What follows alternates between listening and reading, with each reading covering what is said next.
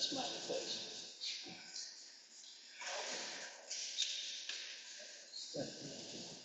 Carol? Hello, Stephanie.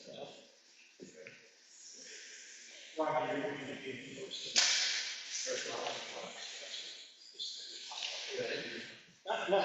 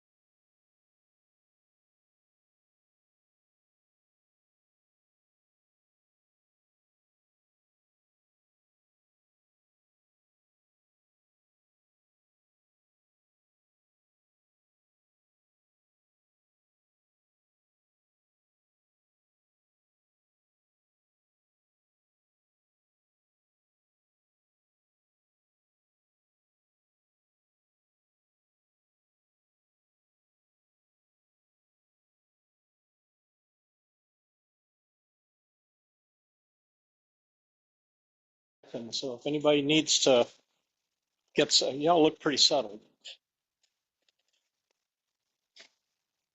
Just tell me when we're good to go. We're good? Test, test. All right, folks, good evening.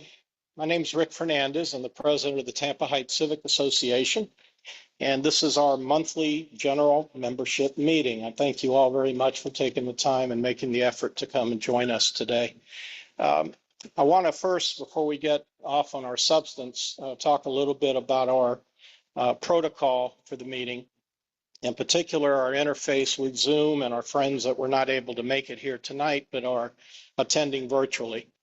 We have this mic that is good for the room, right? So anybody that's up here at the podium, speak loudly enough and into the mic, everyone here should be able to hear you. We have this mic here on the podium that is specific to Zoom. So I'm going to ask you, please try to be cognizant of the fact that you have two audiences at least. And if a question is coming from the room, which happens frequently, I'm going to ask the speaker, please, to take the extra time necessary to repeat the question or at least summarize it so that the individuals on the Zoom stream can at least understand what you're answering when you give your response. I can tell you now, you're going to probably forget to do that because everyone does, including me. So a signal. If you're asked a question and you begin to answer without having repeated the question, I'm going to be in the back of the room and I'm going to wave. I'm not going to say anything, I'm just going to wave. And hopefully that'll be enough to remind you to repeat the question. And if that doesn't work, maybe we can get the questioner to come up and speak in the mic and get closer so that our Zoom attendees will be able to understand what's happening. So thank you for that. We have two presentations tonight. We're going to get to them post-haste, but first, a couple of brief announcements. I'm going to call Roger Grunka up to the podium. Roger, come on up. He's chair of our Urban Improvement Committee. Give you a quick update on some projects he's working on. So our neighborhood is defined by more than the buildings, the residences, the commercial buildings. It's defined by the spaces around those buildings, the yards, the landscaping, sidewalks, the curbs and the streets, and the alleys. Over the years, our historic streets, the brick roads in Tampa Heights and in other historic neighborhoods have been disappearing, either have been pulled up or asphalted over. There are many people who are concerned about this. I'm a member of the Tampa Preservation Roundtable, and this topic was 2 weeks ago on our agenda. We are going to continue to work on it.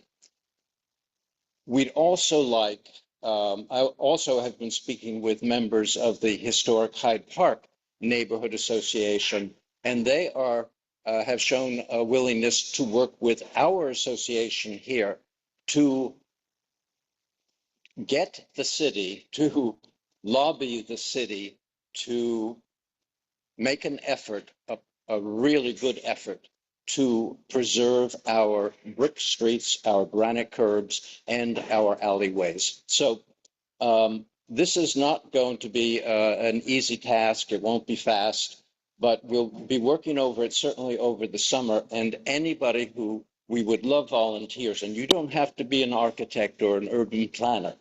We'd especially like people who are savvy in political maneuvering. So please contact me via the website, And thank you very much. Thank you, Roger.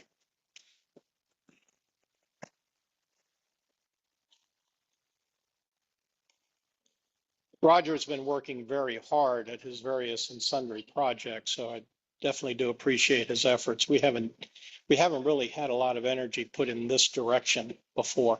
So this is new ground that we're beginning to plow, and he's doing a yeoman's job at it. So Roger, again, thank you.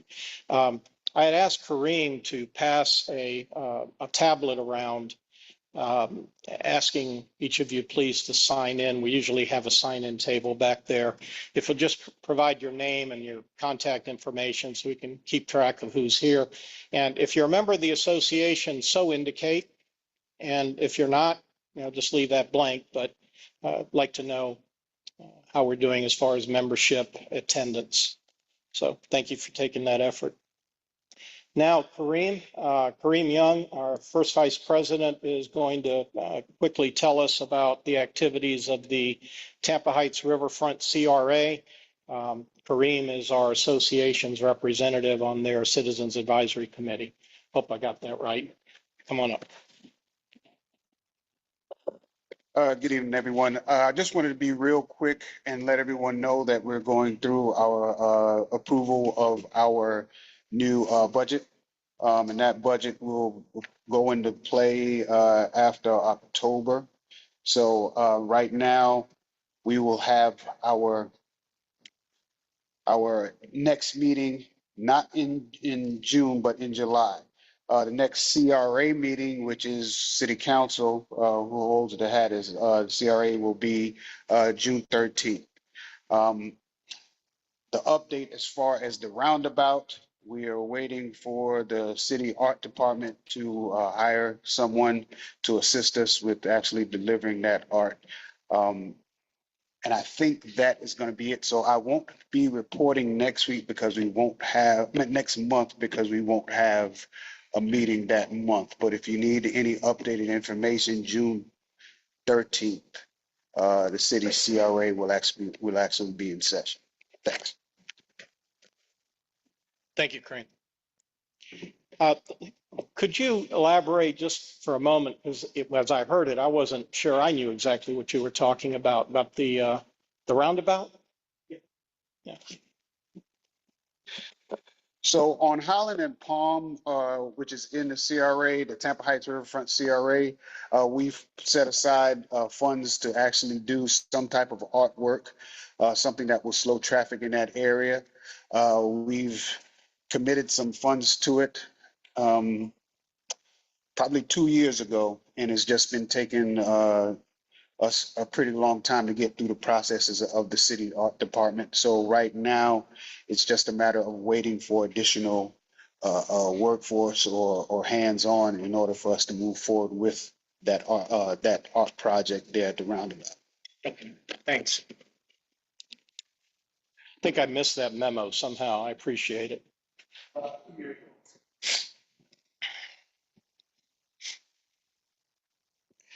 All right. This is kind of a generic mea culpa. And I just want to address an issue that I just learned of a couple of days ago, actually, of one of our members who had purchased some merchandise on our website. We have banners and T-shirts and some other merch available there for anybody who feels like spending their money on behalf of the association. We welcome you. But in this case, this gentleman, a member of the association, had purchased 2 banners to the tune of, I think, $80 total. And about a month after he had been charged for the banners, he had not yet received delivery. So we're doubling up our efforts to make sure that that merchandise gets to him quickly, but clearly 30 days is nowhere near quick enough. And so if any of you find yourselves in that situation where you've ordered something from us and we haven't been responsive, please don't wait around. Give us a call. You can send an email, call me directly, call here, talk to Lena, talk to me, talk to Jason, and we'll make sure that your purchase is honored. So to to that member, I apologize. I don't see him here right now, but maybe he's listening. But a quick update. Some of you are aware that we've been in discussions with the city of Tampa and the Florida Department of Transportation regarding the barrier between Robles Park and the interstate. Those of you who have lived in the neighborhood any period of time and have had occasion to go to Robles Park for whatever reason are certainly aware that for years, forever, there has not been any wall of any sort along the eastern perimeter of Robles Park separating the park grounds from the interstate. It's just, open range. The Department of Transportation is now installing a wall. There was about 2 years worth of negotiation that went on to try to get that done. So there is a wall being built now. If you were to drive through that area, you would see the construction in place, the rebar is up, the footers are in, and it's projected that that wall will be constructed within the next 2 months. It'll be complete. The more interesting piece of that is the landscaping that we've been negotiating with the sovereigns about, the city and the state. The initial plan was to just put up some random trees in front of the wall. We have negotiated with the city, with the mobility department, with the arborist group in the city, and also with the DOT writ large about augmenting that green border significantly. It may not be to the point where the wall is completely obstructed from vision, but it's going to be close to that. Part of our issue is that there isn't a lot of right-of-way there, not a lot of room for root ball, but the landscapers tell us that there is a way to accomplish what we're trying to accomplish if there is a will, and there appears to be a will and a way and funds, interestingly enough. The more interesting piece of that, at least to me, is that the city has suggested that they will work with the state to augment plantings over on the Robles Park side of Elmore Avenue. So it's a combination of right-of-way from the DOT and right-of-way of the city to create a green space that might come close to being a microforest by the time we're done. And I'd encourage you to look up the term microforest. It's a pretty interesting concept. The idea is to combat, to the extent we can, the impacts that the interstate has on our community and the obvious overflow into climate change issues. So that we're in the early stages of these discussions. We just had a meeting with the state and the city yesterday, actually, and the movement is positive. So I'm hoping we'll have some more to report on that. And this is going to be the kind of thing that members of the neighborhood are going to be in a position to volunteer and help with if you're so inclined. Neighborhood plantings and that sort of thing. So keep that in mind. We'll certainly be promoting it as time goes on. Also, for those of you who have been involved in transportation issues over the years, we've had our battles with the Department of Transportation regarding the expansion of the interstate, most notably the downtown interchange. It's right over my left-hand shoulder here. If the DOT had had its way years ago, this building wouldn't even be here now. So we've had a lot of battles. We've lost a lot of battles. We've won a few. And one of the ones we won was preserving this building. That said, every year, the Transportation Improvement Program is reviewed by the Transportation Planning Organization Board. And we're coming up on that review cycle now.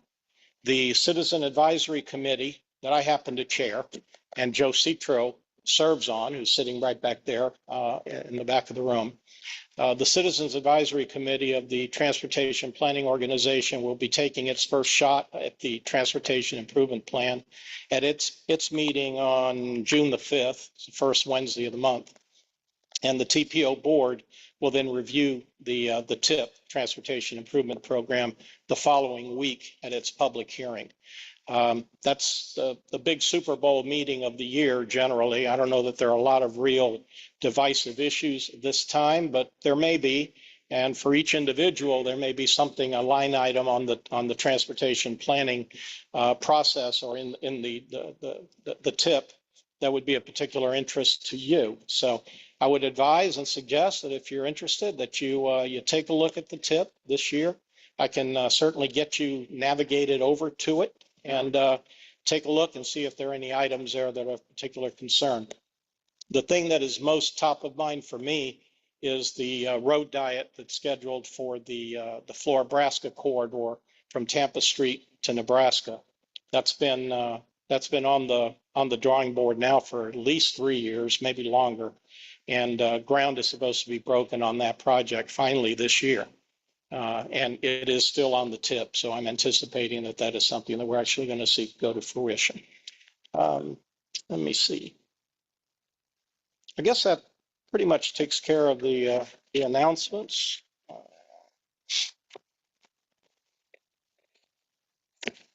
If you took a look at our agenda for the meeting today, and I'm guessing that you all did because our attendance is very strong. We have two presentations today. One, the first will be the Tampa Downtown Partnership. And as noted on our agenda, to discover their initiatives for enhancing our neighborhood, including neighborhood branding and the Franklin Street Implementation Plan. And the second will be from the Framework Group to learn about their rezoning application and generally about the project that they have online now and are planning for the intersection of Columbus and Florida in the southeast quadrant of that intersection. So we'll be fortunate to hear a good bit about that. It's obviously very impactful. It's dead center in the middle of our neighborhood. So I imagine there's a lot of interest. That said, I'll invite Sean Drinkard up to do the necessary introductions from Tampa Bay Partnership.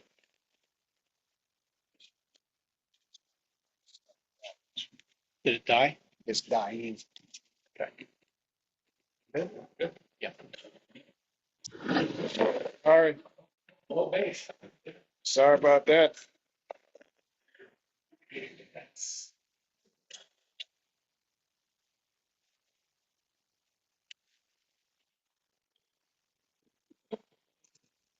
You want to hold it or you want to? We'll stick back at it.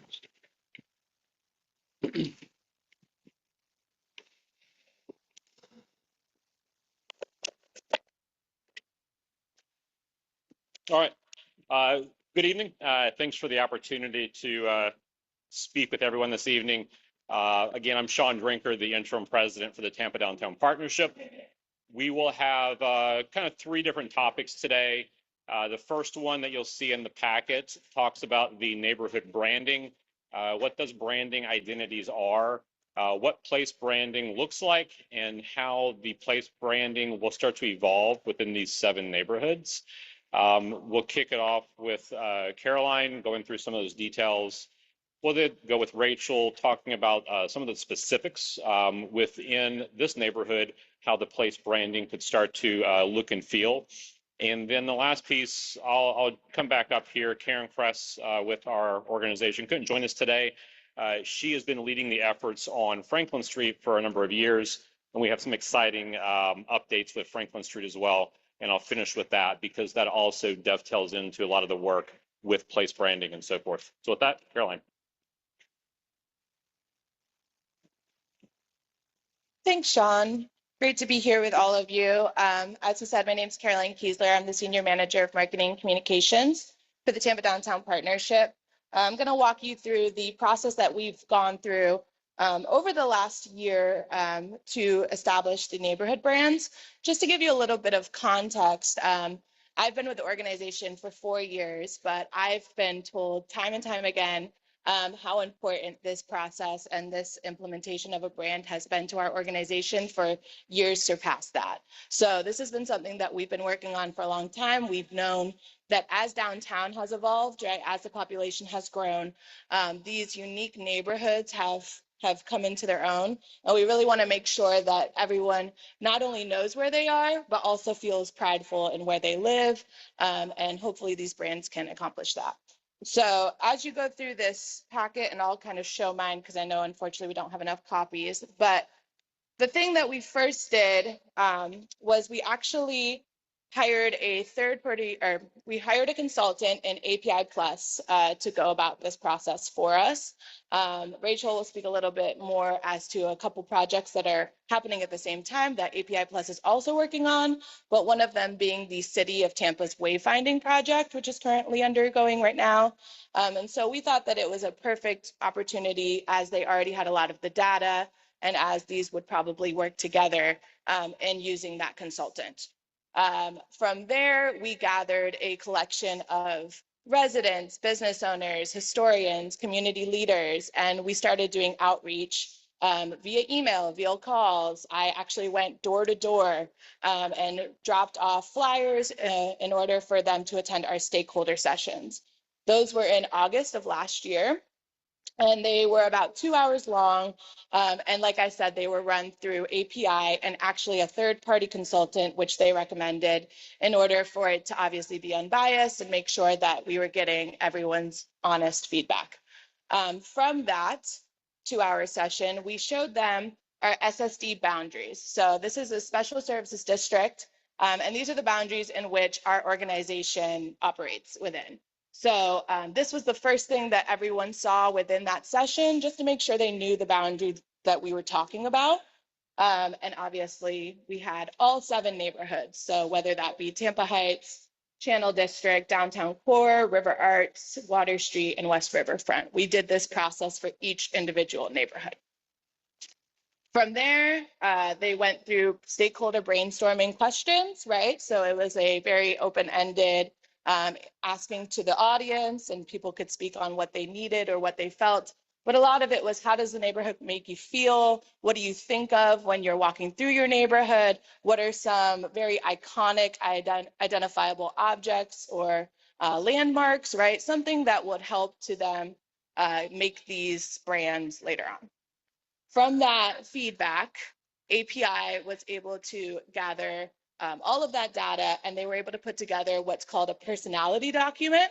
And how they describe that to us is that that is the DNA in their words of the neighborhood. So that we got for each of the neighborhoods, and that was a full description of the area, right? So all of the boundary lines, history of the area, what makes that neighborhood unique according to the people who were in the stakeholder sessions, the vibe, feeling, a lot of visual sensory cues, as well as they discussed colors, textures, and photography that really stood out to the people who were in that session. From all of that, API was able to develop 7 unique iconography brands as well as logos for us. So you'll see some of the brands up here. This is all of the iconography. And so you may have seen this digitally. We started to roll it out digitally.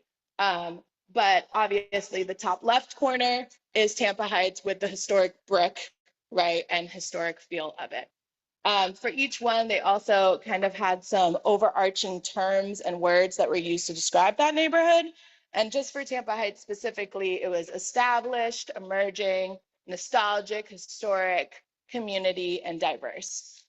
So this was what was developed, as well as, if you look at the next page, the logos that I had mentioned. So it uses the iconography, but also has a specific logo with a specific font and different feeling that we can use for that neighborhood. Something that I do want to mention is that you can see that they all are unique, but kind of have a nice family feel to them. And that was incredibly important to us, as obviously we wanted to make sure that it worked well together if we ever wanted to use it in that way, as well as obviously with our brand. And so the next page, and I'll kind of kick it over to Rachel, is to talk about implementation in the physical sense.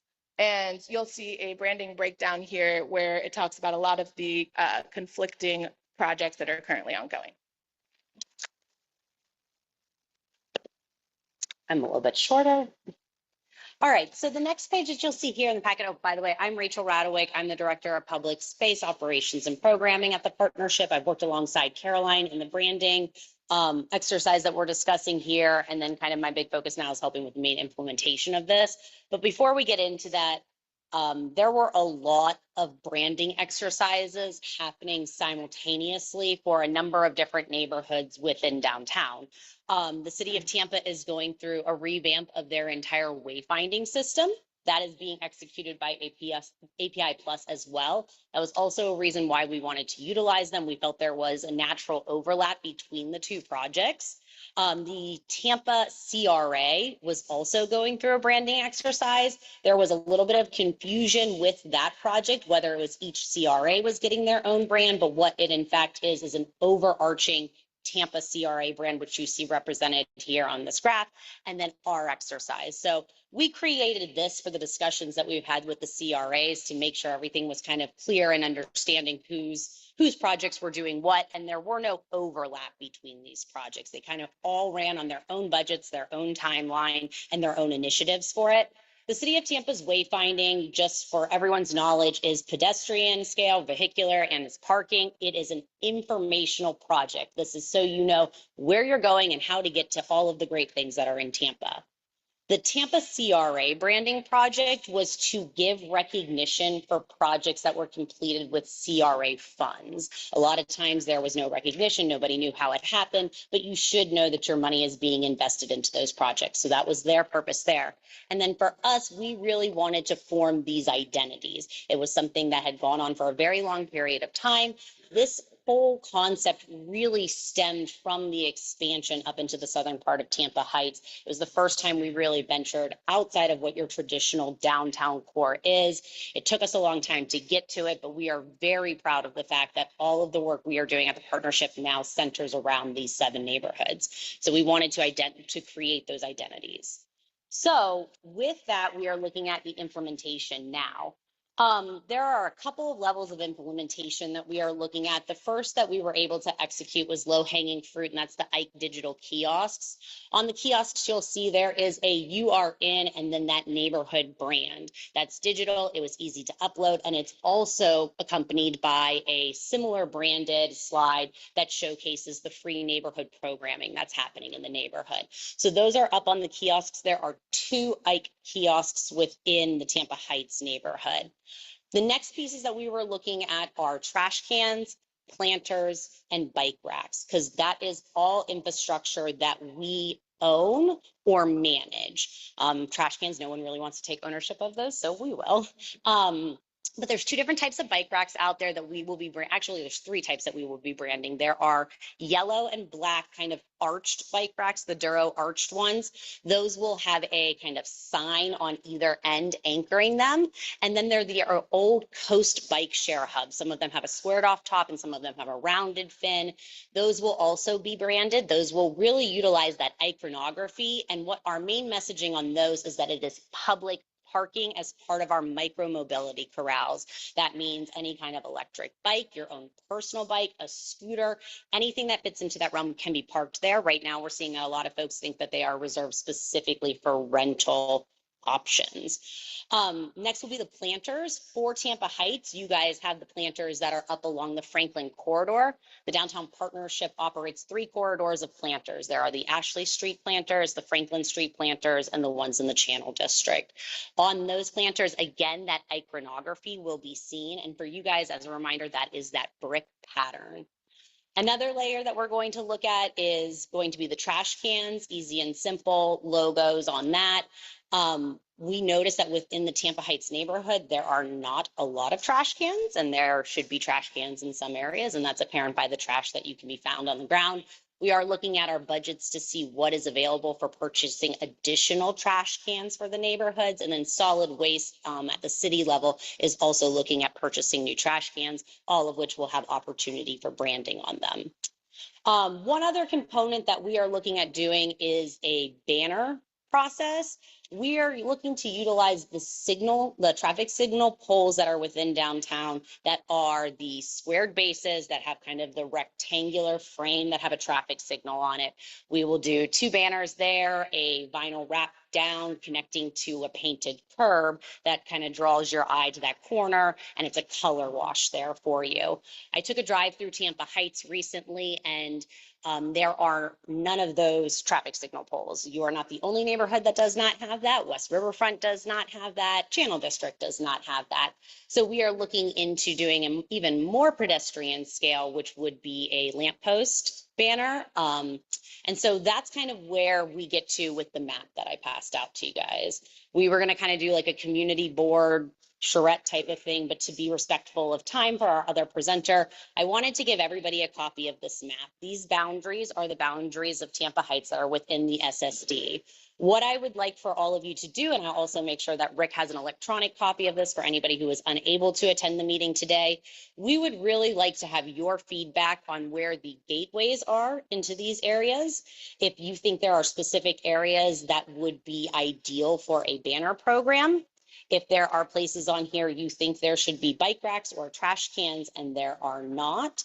And then also if there are locations of blank walls and friendly owners who would be open to public art, we would like to see that and receive your feedback. I did a drive-through, I have some ideas, but again, that community feedback component of that will be very helpful from you guys, and especially on the public art side, if you know the owner of the building and can make an introduction, that would be extremely helpful. We have $15,000 allocated in this year's budget, which ends at the end of September for public art. That will be able to do 3 neighborhood murals. They will not be strict neighborhood brands. There will be an artistic component to it. We are giving the brands as kind of a guiding principle. We're really kind of looking for that color or maybe the implementation of the iconography. We are not looking for someone to do a logo for that.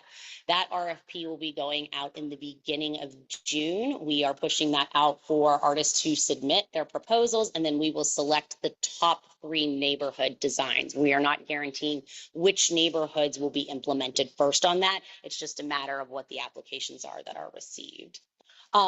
So that is what we have here as far as implementation at this point in time. For phasing, we are coming up on the end of our fiscal year. Like I mentioned, is September 30th. We have a pool of money to be using now. October 1, official line items for neighborhood branding will go into each of the budgets. So there will be another wash that comes through. And then from that point forward, that infill continuing on. We think we have enough funding to make a really good wash of the kind of coverage of the areas between all of the elements that I had talked about. I think you'll definitely be able to start to have that feel of what neighborhood you are when you are in downtown and the kind of perimeter areas. Are there any questions about branding before we step into the Franklin Street portion of the presentation?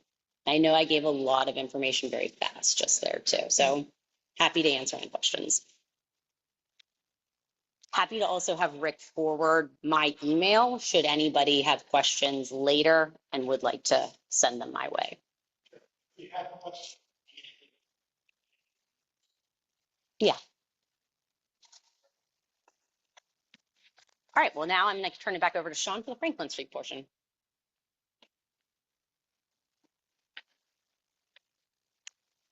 All right, so really the majority of what we wanted to go through today was about the neighborhood branding, about the placement opportunities. But with that said, we also wanted to touch on Franklin Street, the work that the partnership has done on Franklin Street, a few areas that we'll be touching in the near future, and also how that applies to the downtown CRA. And while the downtown CRA, that would cut short of Yellow Brick Road and moving into Tampa Heights, we also want to acknowledge a lot of work that we're looking at with the northern segment of Franklin. So if you go through the packet, the first few things that you'll see over the past probably 3 or 4 years, the Downtown Partnership has been, spending a lot of time and a lot of effort on Franklin Street, taking a look at the historical significance of it, a lot of the key buildings, key structures, moving into the numbers of Franklin Street and what that main street was and what it can still be in the future, what kind of development opportunities are there, and taking a look at the right-of-way and public space and what we should also look at for the future of that corridor. We really started off with the visioning plan that also received the award by the Florida Redevelopment Association in 2021. That's what really kicked off the idea that Franklin Street had huge opportunities, really from the very southern end at the convention center, going all the way up to Palm. After that vision plan, we then moved into a historic preservation plan and then ultimately the action plan. The action plan was that next step, starting to understand what the viable options are for incremental changes along the corridor. We had a number of partners that we worked with this throughout this process. Along with these planning processes, you will see the document here that shows progress to date. And that goes through a lot of different programs that our departments worked on, whether it be through public realm, programming in parks, extensive data collection on this corridor, and then again, the historic preservation. All these pieces have really rolled into other investments that I believe Rachel also spoke to earlier with grants that have been dedicated specific to the Franklin Street corridor. Then we get into some of the kind of visuals that we know about with Franklin Street right now and areas that are in great need of improvements. You'll see a lot of these pictures noted within this document are within the downtown CRA. And I'll get to that momentarily of what the ask is coming up in June for the downtown CRA, but also being respectful to everything north of 275, moving into Tampa Heights, and where the Special Service District will also look at additional efforts outside of the downtown CRA itself. So if you move into one of the latter ones here, large scale recommendations, and that will really show the full extent of what the study has taken a look at. And you will see that it goes down to Jackson, which is City Hall, moving all the way up to Palm.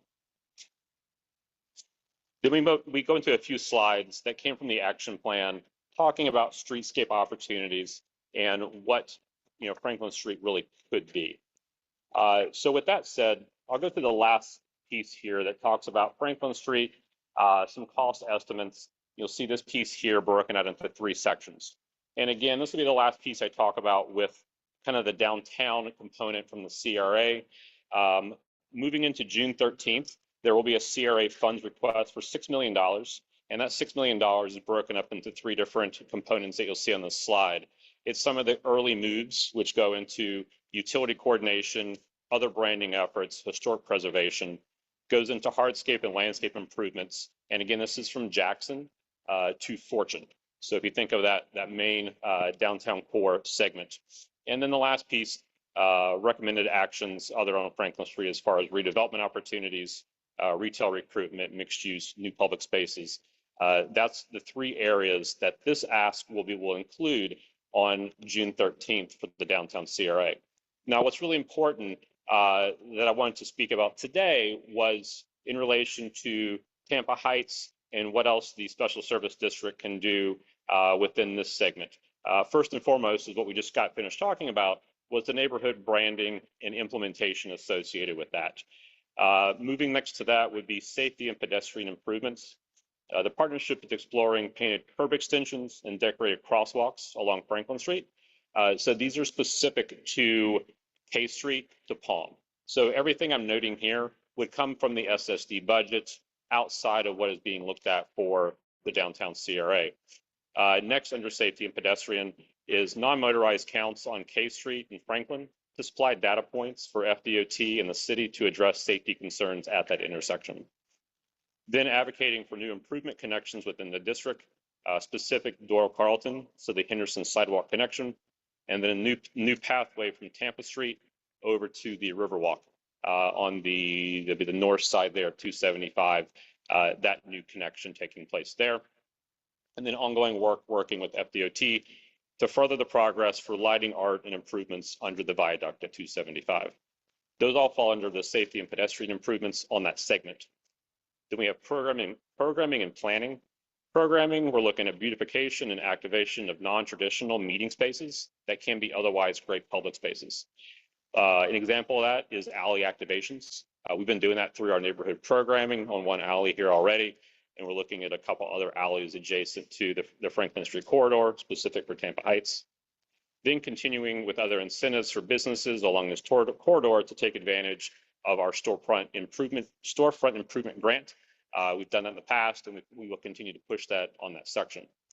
Finally, under planning, we're identifying new public spaces for greenery, pedestrian activity, continuing to survey the corridor for other historic preservation opportunities on the north end, bringing local and regional planners, developers, and city officials together to highlight these specific areas within Tampa Heights, working with the USF Contemporary Art Museum and the Free Library, and then YMCA development to help retain that corridor's unique character.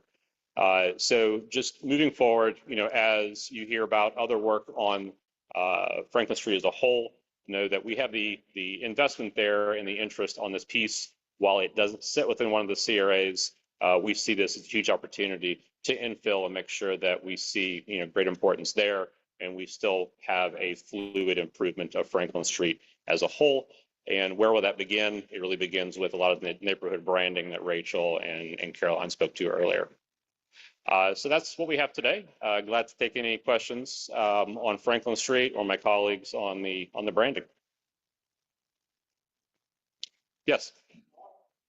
So clarification, the 6 million that you shared from the CRA, is that the downtown CRA or that the Tampa Heights? Downtown CRA. So the question is the $6 million that would come, where would it come from? It is the downtown CRA. So the project limit would be from Jackson Street to Fortune, all within the downtown CRA.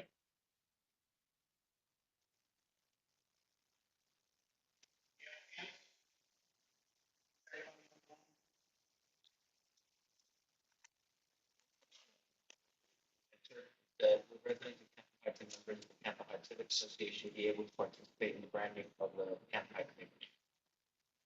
Sure. Yep. So the question is, will the residents be able to participate in that branding effort?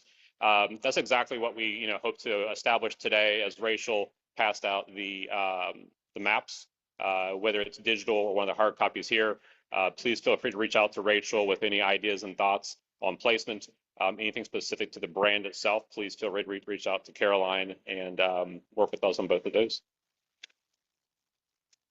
All right. Question. Rachel, before you guys, you painted this different tax. Yeah. Could you restate that task for your relevance of this, on this communication?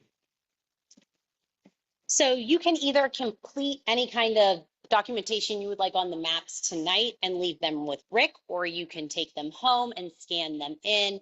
However you would like to do, I'll also pass my email and a digital copy along to Rick to share with you guys. But our ask is that on that map, you plot where you consider gateways, opportunities for public art, where there might be needs of trash cans, bike racks, or where you think banners all associated to branding would best fit within those boundaries.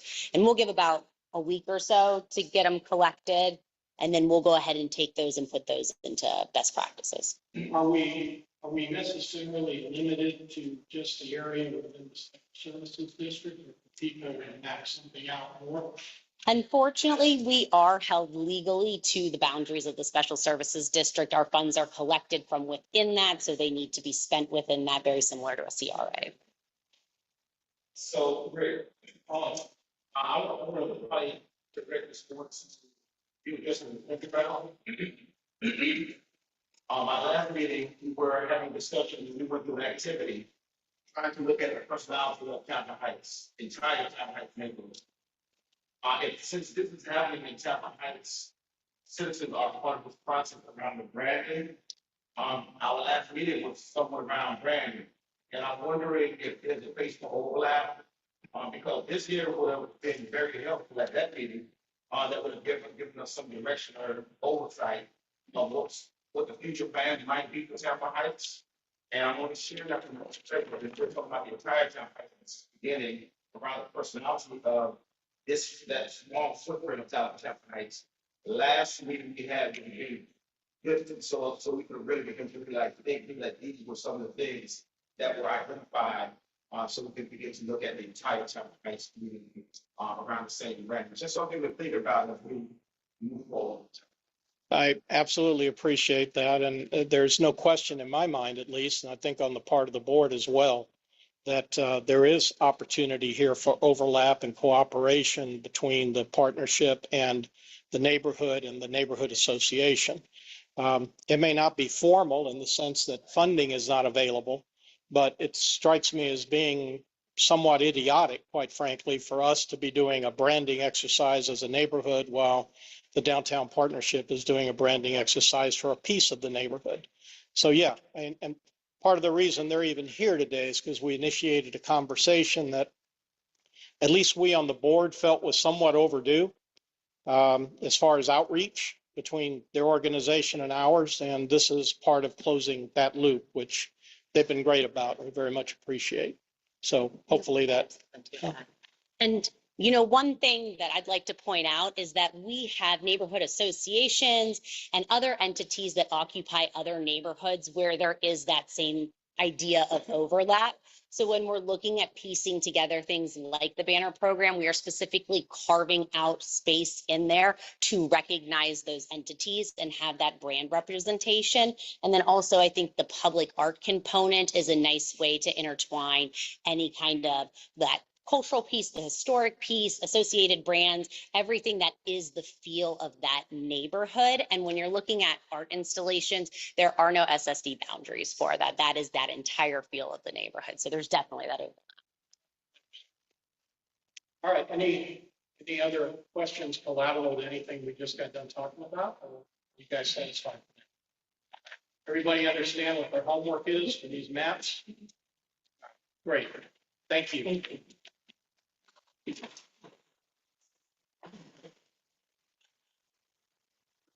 All right, so now it is my pleasure to introduce Brian Seal, who is the chair of our Land Use Committee, former president of this association, and currently parliamentarian, so he helps to keep me in line during our meetings. But as chair of the Land Use Committee, Brian has had unique interface with the framework group and the project that they're here to talk to us about today. So I've asked him to introduce that whole concept to you and then to introduce the representative from Framework. Hey, Brian.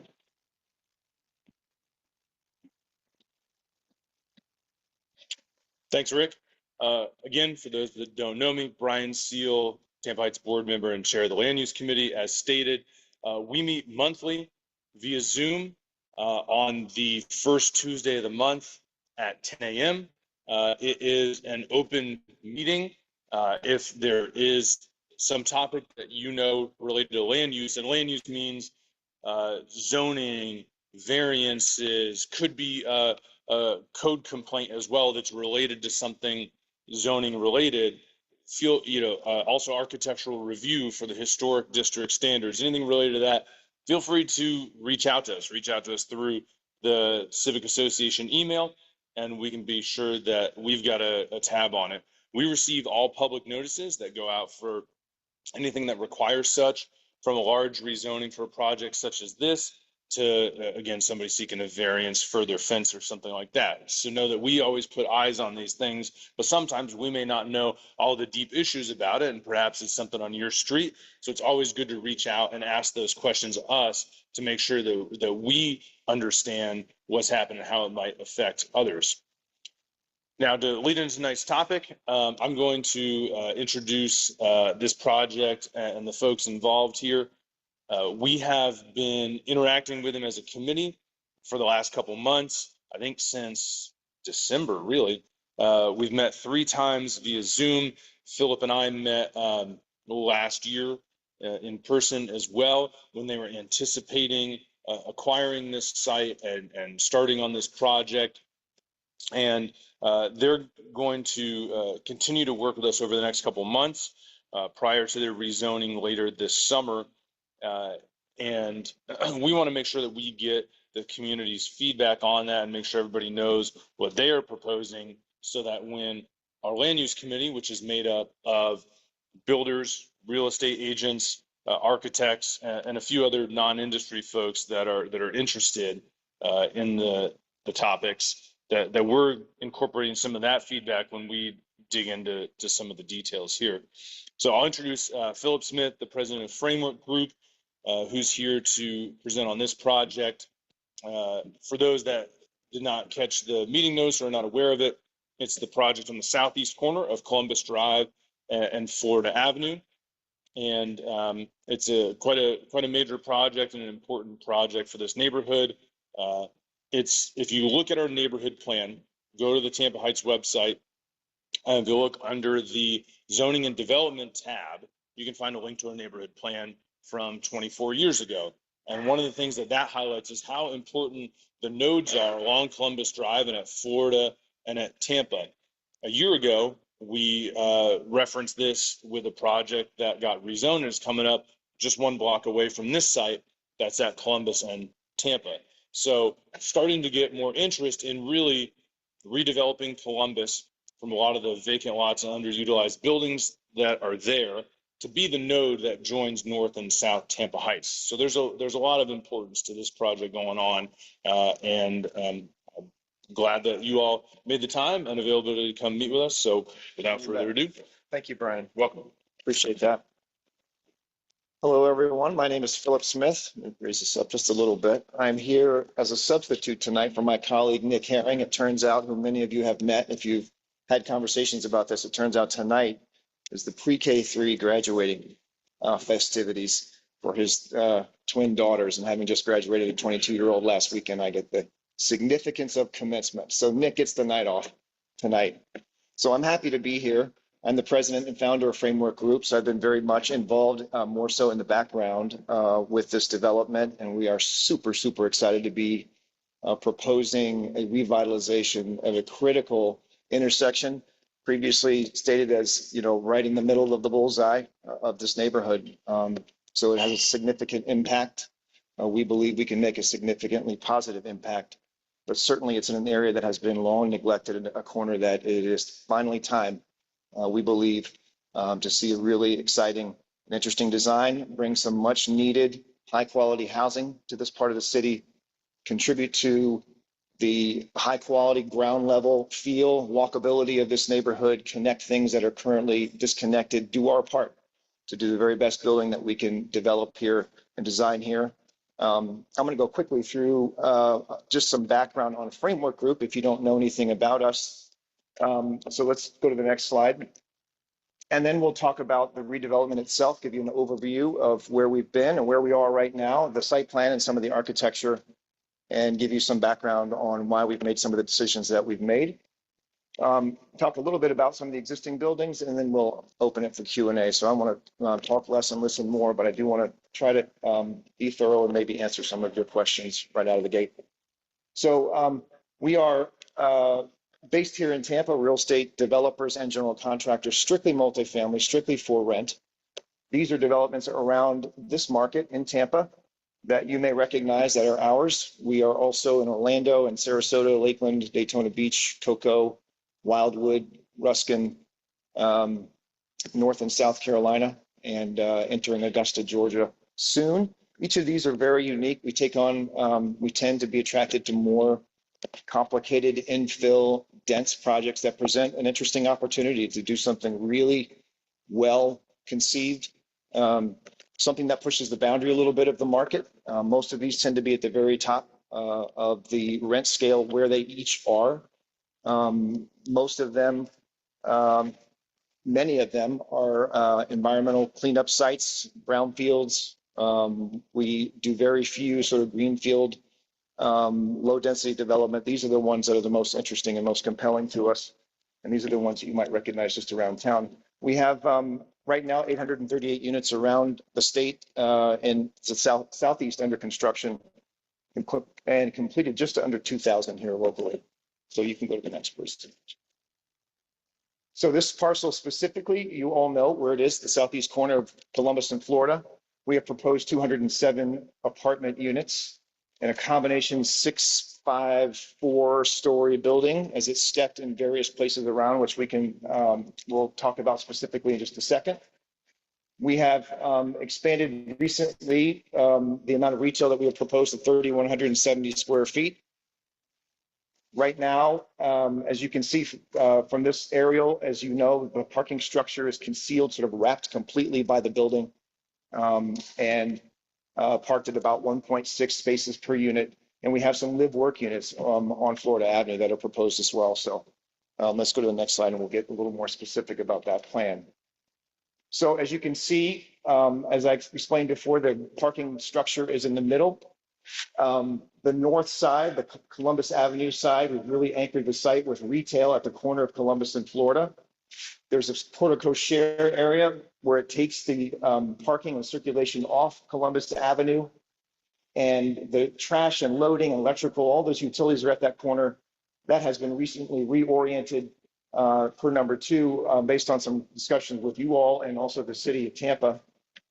I'll just go down this list here. So the driveway originally was a little bit closer to Florida Avenue. It's been moved to the east.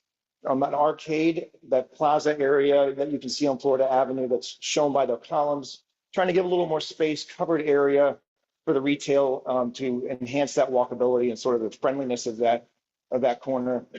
The Amelia Avenue side has direct access to the units on the street, so more townhome style walk-ups just right off the street. Shade trees all around the property and a 15-foot unobstructed buffer on the east side, and tiering the building, which I'll show you specifically on that side of the building, as trying to be as respectful as possible to the low 1- to 2-story residential units next to it, but also trying to really be what this corner demands, which is some critical density and a mix of uses as we've shown here. So you can go to the next slide. This is the where you the sort of shows the tiered building design. If you're looking north, we have the building itself. If I walk over there, you won't be able to hear me, so I'm going to sit tight.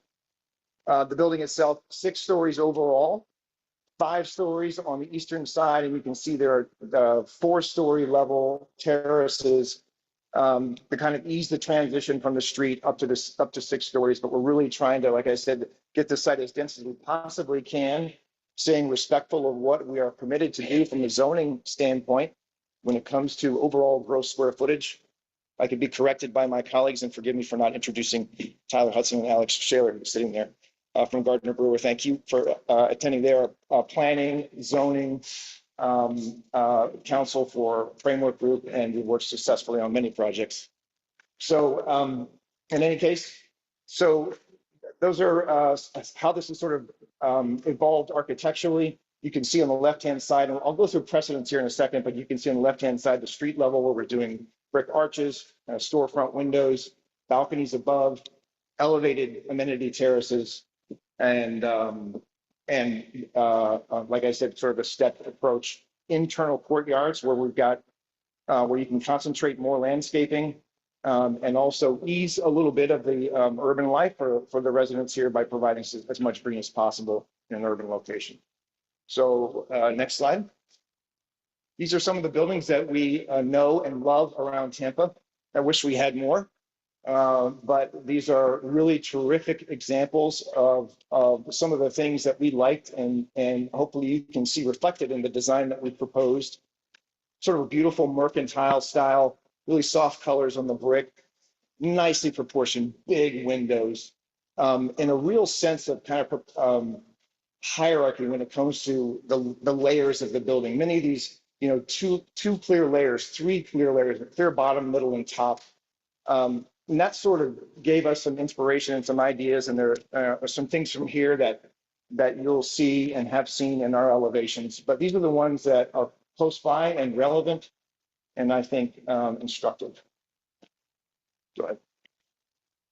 So this is the massing. We try not to get too much to talk about colors, get over our skis, but we're trying to solve some of the things that are very important, which is what is the presence of this building on the street and to our neighbors, and how do we both mitigate what might be. I was scared that was me because that's the sound of my alarm. And I don't have my phone on me. It's right over there. So trying to mitigate the negative impacts of our neighbors, but also really, like I said, be respectful of what this site demands due to its prominent location and importance to this neighborhood. The northwest corner of Columbus Avenue in Florida, you can see there's the most prominent architecturally. It's where we've spent the most effort trying to really pronounce the importance of this corner.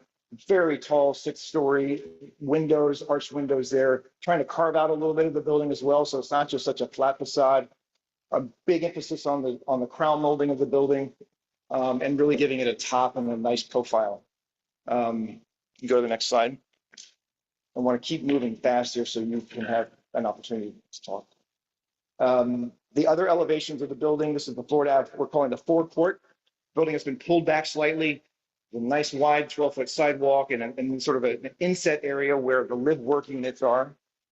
And this southeast corner here at Amelia, which shows the building stepping down to 4 stories and then up to 5 and then up to 6, and trying to use the mass of this building to break it down into parts and really focus on the street level. You can see that the efforts to include landscaping in that easement and also in whatever opportunities there are along the street to do so. Go ahead. Obviously, we have historic buildings on the property. They are of great concern from a structural perspective. It is safe to say that they are irreparable. We have had them inspected and analyzed, and there are several issues: structural issues, wall issues, roof issues. The biggest, I think, is really more about kind of long-term sustainability, which is the elevation of the floors of these buildings are far too low, and these continually flood, and as a result, create moisture intrusion issues. Also, they are low density, and at one time, this made some sense, and we don't think that makes sense anymore. I think many of you don't either. But having said all of that, not just because they are historic structures, but because they offer, from a design perspective, the opportunity for enlightenment, some direction, some idea. So I look at these things and searching for something to inspire and to kind of bring forward into a new building, recognizing that what is here is not something that can be repaired and is ready for the next 50 or 100 years. What is here is what is here. And we can be informed by it and do our very best to be respectful of what it represents. And hopefully that's what you'll see here. So next slide, there are a couple of closer elevations. Everybody knows what this looks like. Next slide. Interior, you may not know what this looks like, but that's what it looks like. Next slide. This is the part that's kind of interesting.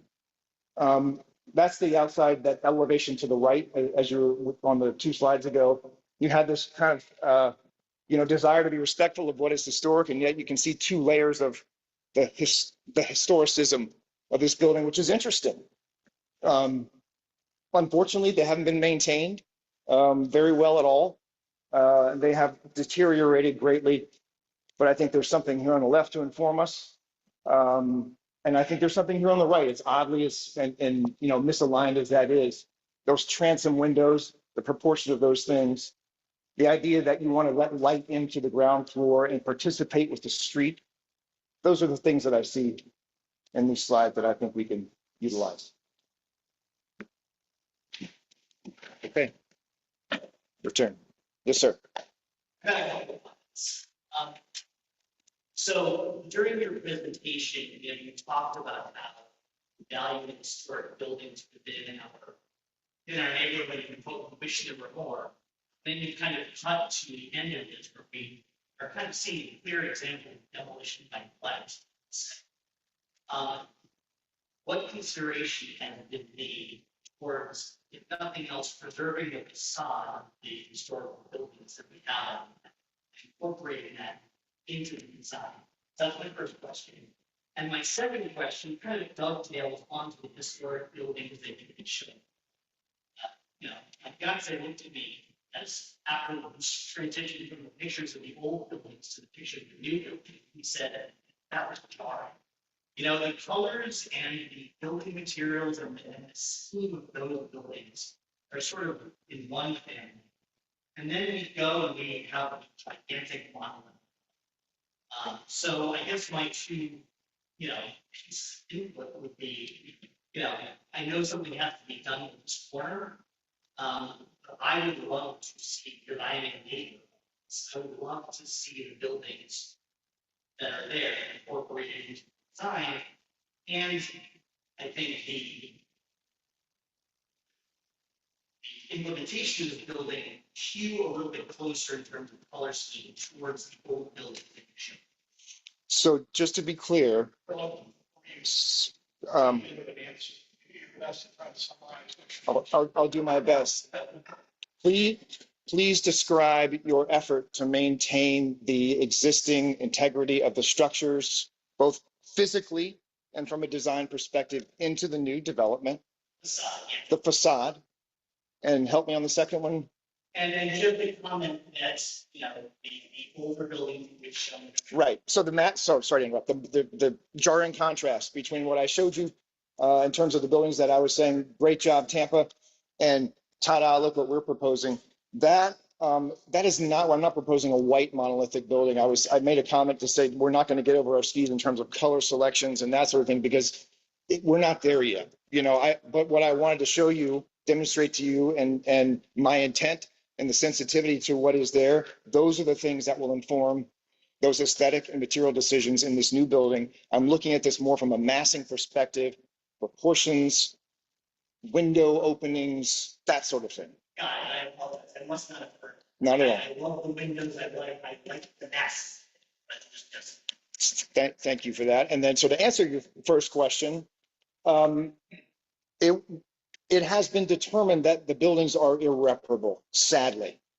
So what I showed you is what strikes me as someone educated as an architect and as a massive building geek and lover of things like this gorgeous Flemish bond in the brick behind us and the arch right over here. And those things compel me. Those are exciting. So I was looking for things to hold on to in this building. And those are the two images that really struck me. And so I, told us and our design team that let's use these, that's all we've got. We've got these two interesting tiles. We've got some cool storefront and some transom windows. Let's do it. That's what this is telling us we need to do. The rest of it doesn't really, in my opinion, doesn't tell us a whole lot. They have been sadly neglected. That's too bad.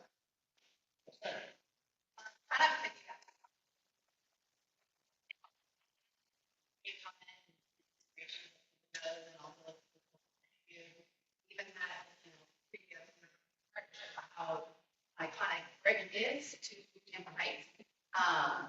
And that building that you showed the display of what it was, or what it is now, used to be coral and now has been painted white. And I'm wondering if you're looking at it as an inspiration, and I see the white, but the coral, that earth tone, that complementary color palette, the earthiness of brick, historic, even on Franklin Street, that earthy green, those historic colors specific to Tampa Heights. So I don't know if you're showing a model and it looks to be very white, but you just very specifically say that's just a blank image right now and the color palette will be more. I can very specifically say that I'm not proposing a massive white monolithic building in your neighborhood.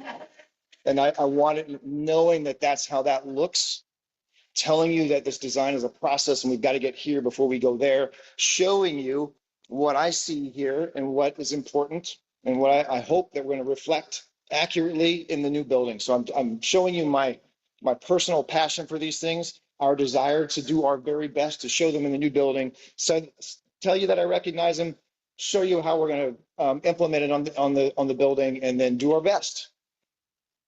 Yes, sir. Just to clarify, for you delineate between the zoning process and the ARC architectural process, is that may help? I would like her to answer that question. And the question is, would you delineate between the rezoning of the title? Hey, everyone, I'm Tyler Hudson. I'm the land use attorney on the project. So the question was from Brian was to delineate between the rezoning and the certificate of appropriateness that would have to get approved by the ARC because this is in the historic district. I would note at the outset that this has 5 different applications. And to get built, we got to go undefeated in those. This is one of the most complex projects I've ever seen within one block for a lot of different reasons.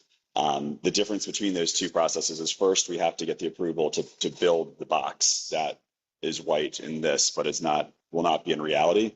That's the zoning. That's the PD zoning that ties in the parking spaces, the uses, the square footages, setbacks. That's the volume. After that, if and only when that gets approved, the project has to go to the Architectural Review Commission to get approval of what it looks like. And that's where things like materials, color, all that would get approved. And that's a public hearing. You're going to get a lot of stuff in your mailbox from us about the different applications, but that has to get, the materials have to get approved. If we were, if it was the Family Dollar across the street, you can, once the box is approved, you can kind of do whatever you want. This is an historic district, so all that is going to have to get approved at a public hearing. That there'll be a lot of opportunities for input on. So I hope that helps kind of clarify the stuff going on. Thanks.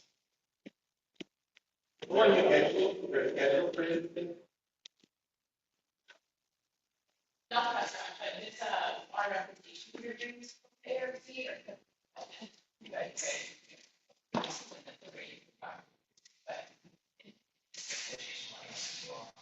Okay, again, let's be cognizant. Mike, I don't know about what you asked, and I'm not sure what the answer is. My question was what the schedule was. So she said July 10th, the ARC first initial, which I'm very familiar with the process. I've done this process before. It does. You go to ARC first, then you go to council after ARC gets the recommendation, and when council approves, you go back to ARC and you give it appropriate. And then of course they have a demolition. If the demolition's been approved. No, Demolition, no. it's not. I do not. No. It's all the time. So that's another, so it's a lot. Okay, what's the presenter? It's fine.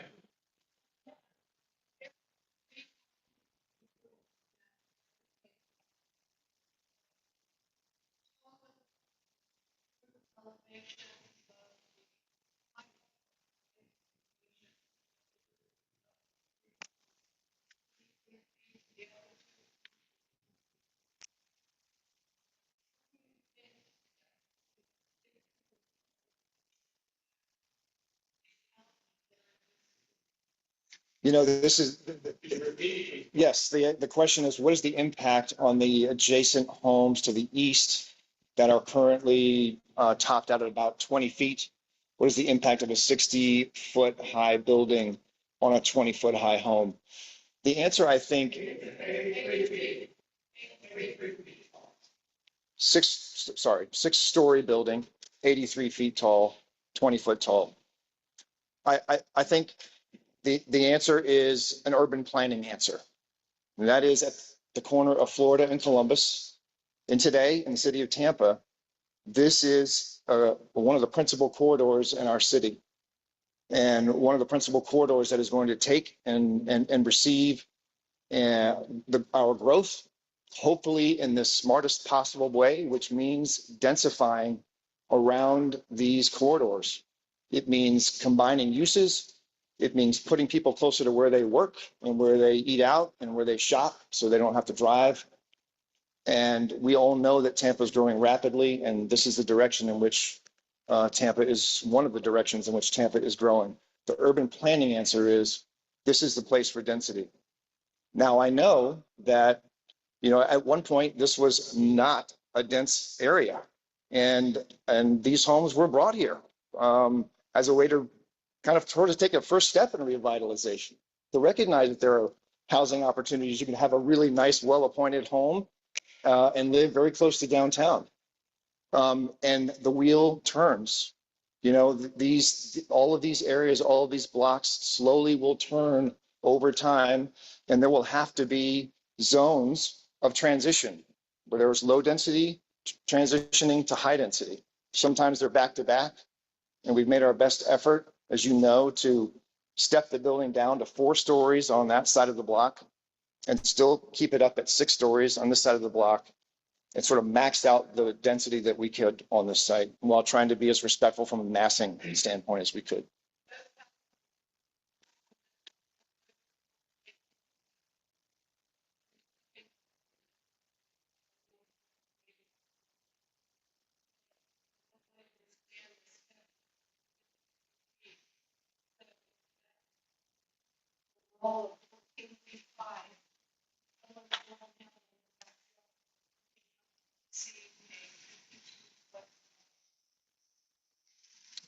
There is. That is, I think, a important to realize is that most of these developments are going to happen in the Tampa block. And they're going to have buffer around. So I would say what happened in Hyde Park is that they three-story buildings. They cleared that enough, I think, at the time where it was like urban redevelopment back in 30 or 40 years ago, 40 years ago.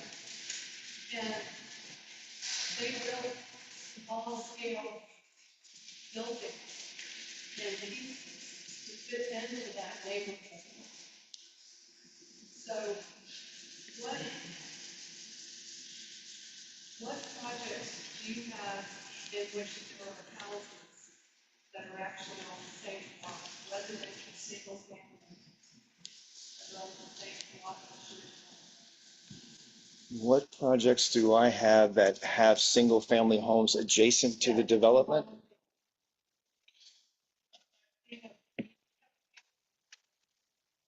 Mhm.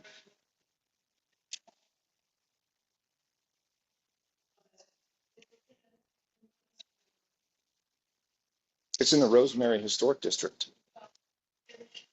It's been a business, it's not a single family. I disagree. Disagree. Yes, sir.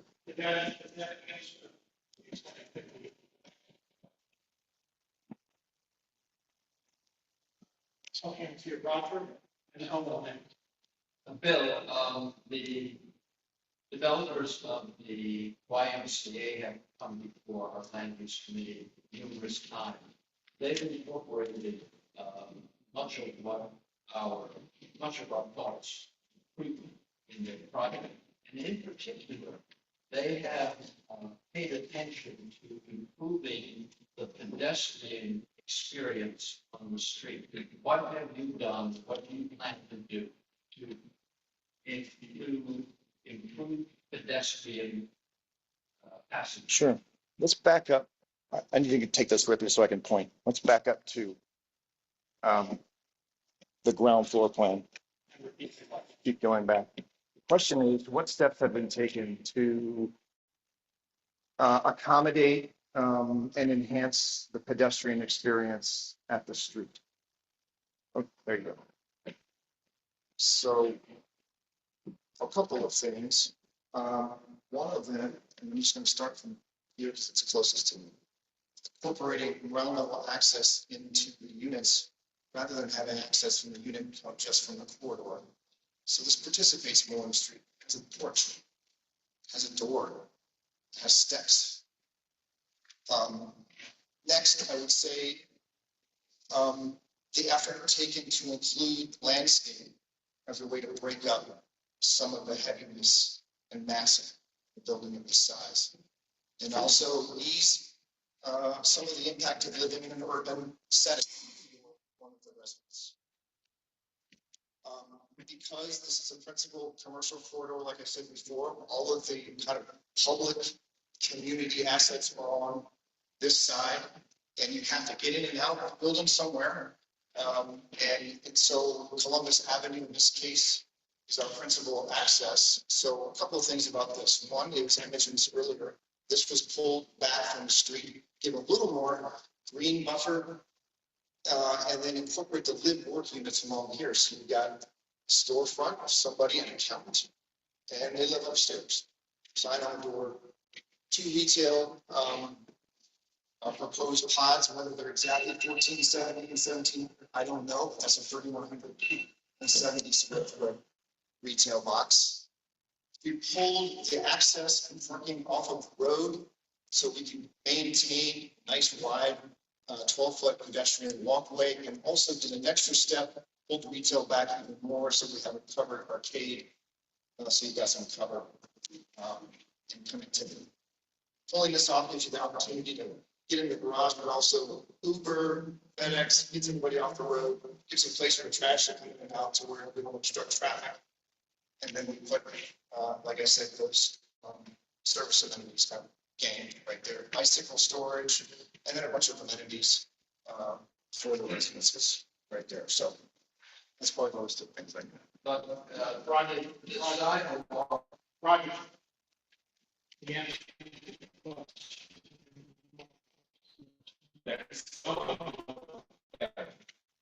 First, I appreciate the presentation. Maybe 9 months, a year ago, we had a presentation about the Golden Ring property, some development that's gonna happen on Florida, on Tampa and Columbus. There was a lot of discussion about, that development and impact on traffic on Columbus. Going back to the question about the timeline, will there be collaboration because of that discussion of that development? The community was concerned around how traffic would be diverted through the community. This one sitting on the east side of Florida Avenue will probably push traffic, I would suspect, down Central Avenue, down Jefferson, going north to avoid if these are happening, being built at the same time. So I'm hoping that there's some discussion of the traffic impact of that development and this development. Of what it will really look like to the community, because that discussion then had a lot of discussion around the traffic impact, the speeding costs for the community and things of that. I'm just hoping that there's an opportunity that there is collaboration, because it almost seems that we have two big developments that's probably be happening around the same time. And just on that one, we were concerned around what the traffic impact would be and how would they be intentional on ensuring that they do the best job to support the integrity of the community, not being the speedway as these are happening. So I'm hoping that there is appetite. I don't know if that was a question. Right, so, well, the question is that I'm hoping that there is an appetite to collaborate with that developer to ensure the integrity of, so the question is that, the desire to communicate and collaborate between both new proposed developments and also the city itself. I mean, these are your eyes and ears on your behalf, the folks that are looking at these developments that are coming into them at the same time and are thinking about the things you're just bringing up. What is the combined impact of this? How do we gain efficiency somehow? How do we make sure they're linked together properly? I could just close the loop on that. A lot of the same conversation around financing and the impact that's going to have, not just a shadow issue, but very early traffic issues. And one of our board members, Jim Parker, has to leave early and volunteer to spearhead an effort with Tampa mobility to the extent that Tampa streets involved as opposed to county streets. But we need to get all of the solvents involved in the discussion. Because, I mean, between the line, this project, one of the goals, there's going to be a mess there. People don't start talking about it. And, so we are aware the association is going to take steps, but obviously any one of us that has contacts with the right politician and administrator can be having discussions as well. In the interest of time, I will coming up. I'll be very quick. We got the gentleman's question about pedestrians. And you say that you're going to pull back the building.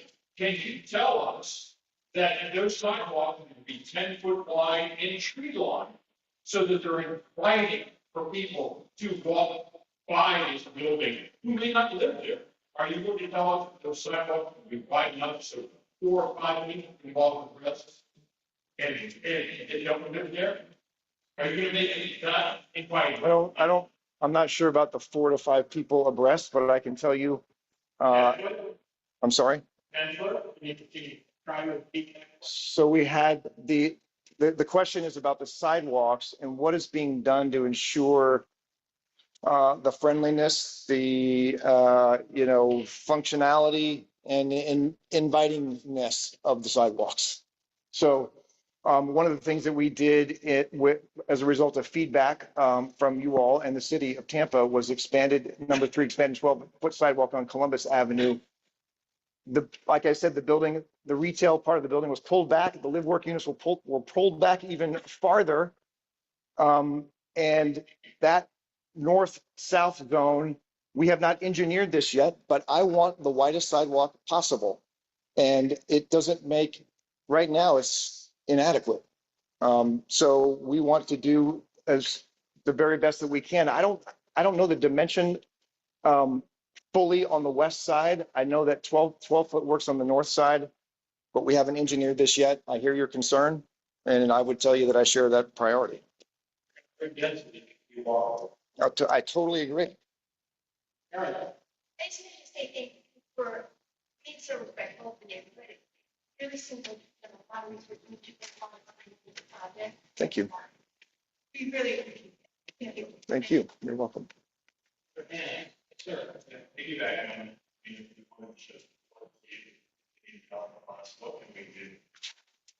This. Exactly that. I mean, everybody has a voice, right? Some people are concerned about that it's too dense, and we've heard people tell us that they'll support more density. You know, we have to have something that makes sense today, that we can afford to build. It has to be economically viable, but it also has to be really good. The rents are going to be high. Rents are high. The cost of housing is high. And the solution is to build more housing as dense as we can. So this is a step in that effort in a location that we believe needs it right now, at an intersection that has been neglected for too long. So you have our commitment to do our very best. I think if you look at our portfolio, if you want to go around and see some of our projects, we're happy to show them to you, but what you can do is to show up and tell people what you think. Jason, do you have a question or somebody? Yeah, two separate questions. First of all, the developer explained why it hasn't done before with last attempt at truly activating the first floor for diverse commercial uses, and when that ties into that as well, was the scale is fine for a project of this size at this location should have 18,000 square feet. Well, it's comments related to the mixed use of the ground floor, how much of it is commercial, how much of it is retail. As you can see, there is a balance of those things. There has to be. There has to be a part of the building that serves from a function and utility standpoint. There has to be a part of the building that you can access from with your car. You can access when you're on foot. There has to be a part that belongs to the units, the people that live there. If you lived here, you would want to feel like part of this building is yours. There has to be a part that is public and private. All of Florida Avenue belongs to the street. So what goes on behind the windows is going to be what activates it. We think that needs to be a variety of things. It needs to be some retail. It's got to be reasonable because a lot of retail doesn't make a lot of sense from an economic standpoint.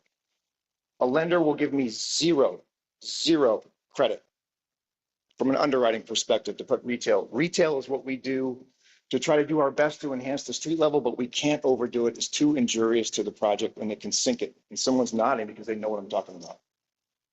There has to be a place where you walk in the front door, the lobby and leasing area. It's got to be, we're here and this is where you walk in. It's got to be clear. So it needs to be big enough that it belongs to the building. We've said that we agree that live work units belong on the street. That's a great opportunity to have 3-4 people who have little businesses and want to live right there and want to work on the ground floor and participate in the street. Perfect. We'd love to have you. I think the mailroom belongs on the street. If you need to walk in and get your mail. We've done some pretty cool mailrooms, places to sit, hang out, have coffee, communicate, socialize. That belongs at the street. Yes, sir. Stop it. Stormwater plan to not just cover the minimum that the city of Tampa requires. All of it. So the question is, how is stormwater being dealt with? All the stormwater by law has to be dealt with on the site. Water can't leave the site. Otherwise, we will not get this approved for the city of Tampa. That's the simple answer. All of the water is being retained underneath the garage in a giant vault.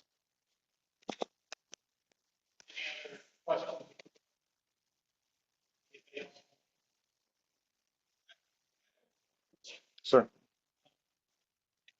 Recollection record, parking lot with 1.6 per unit. Yes. What does the city require? I'm looking to my.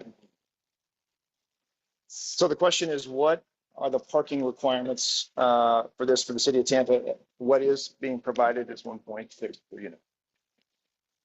Do you want the parking requirement for this use, which is storefront residential, is technically 1 per unit, and then you have to park the retail as well, which is about 4 spaces per 1,000 square feet. If this was a traditional, multifamily only project, perversely, you'd have to have a hell of a lot more parking. You have to have like 1 space for every 4 units for guests and whatnot. So it ends up being parked around the same as a traditional multifamily apartment, but the storefront residential category is only 1 per unit, regardless of bedroom count.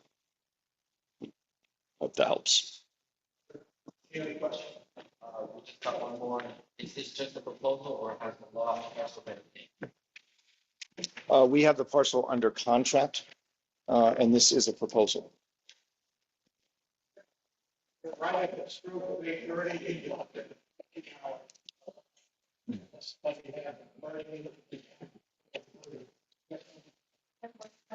Is there anything in the markets in between Florida and Tampa?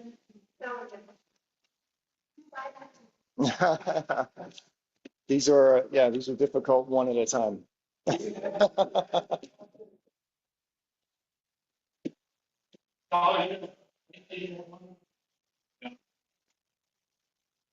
And there's a couple years ago, some people sticking around it, still are, but it's coming.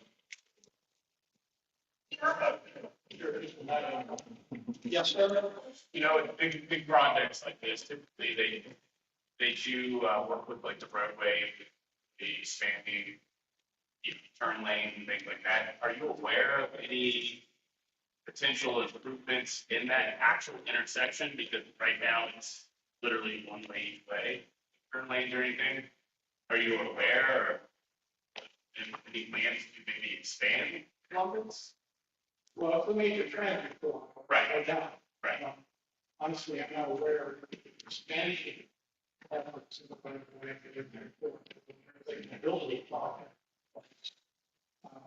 Certainly transit corridor part, rolling stock, and hopefully at some point the trolley system is extended out away to some heights to alleviate things to some degree.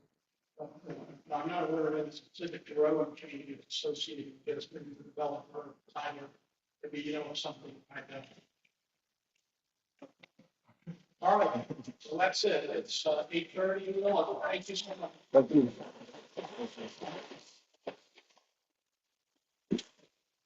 Don't forget to announce.